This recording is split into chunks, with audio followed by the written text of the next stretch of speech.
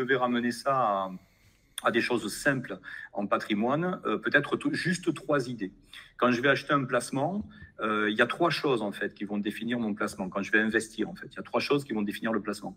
Le premier élément, c'est juridiquement. Comment je possède quoi? Est-ce que j'ai un droit de propriété sur de l'immobilier, donc j'ai un acte notarié, ou bien est-ce que je suis propriétaire de parts et j'ai des actions dans une entreprise, ou bien est-ce que c'est des obligations et c'est un crédit que j'ai fait à une société? On est en train de voir arriver maintenant autre chose d'un point de vue juridique qui va être en fait ce qu'on va appeler des tokens par exemple. Ça, il va falloir s'y intéresser parce que c'est juste juridiquement une manière de détenir l'argent, voilà, mais qui est digitalisée. Okay. Donc en fait hier j'avais un acte notarié, le token par exemple c'est le notaire nouvelle génération parce que l'informatique peut bien sécuriser. C'est un petit peu comme si on avait des livres de compte où tout est traçable mais sur internet, donc grosso modo infalsifiable et on ne peut pas perdre le registre des comptes. Donc, on sait qui possède quoi, à quel moment, mais c'est une traçabilité.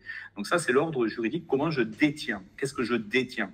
Et à ne pas confondre avec la devise, ce que j'évoquais tout à l'heure, dans lequel je détiens. Par exemple, tu pourrais très bien avoir demain quelque chose qui s'appellera un token, mais qui est dans une crypto-monnaie, c'est-à-dire quelque chose qui serait en bitcoin, tu vois, alors qu'aujourd'hui, on le veut peut-être en dollars ou en euros. Donc, on peut tout à fait détenir des actifs numériques, mais en dollars ou en euros, donc dans des devises tangibles.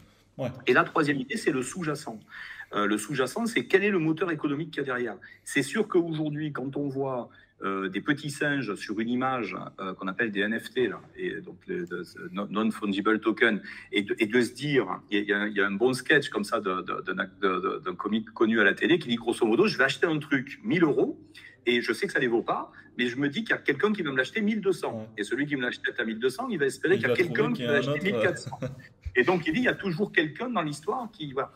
Parce qu'à la vérité, en termes de valeur d'usage, quand même, c'est un petit peu compliqué de matérialiser demain, quand on veut avoir quand même un ancrage de bon sens, comment toute cette valeur-là, qui peut paraître un peu spectaculaire quand on voit de quoi on est en train de parler, donc on donne de la valeur à des choses qui, du point de vue humain, auront du mal à nous convaincre quand même à un moment donné. Donc on est vraiment dans du spéculatif, de la valeur d'estime.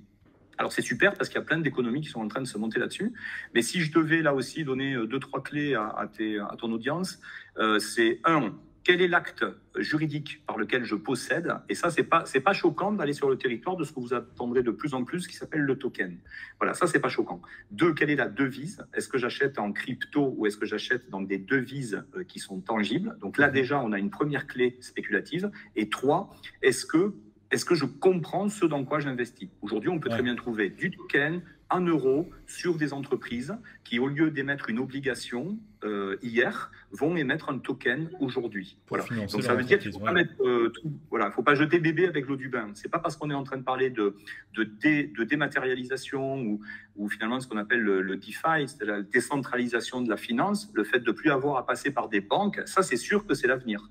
C'est-à-dire que demain on pourra négocier de gré à gré. Tu as un placement financier, j'en veux, je pourrais te l'acheter de gré à gré sans avoir besoin de passer par une institution. On pourra faire ça grâce au digital.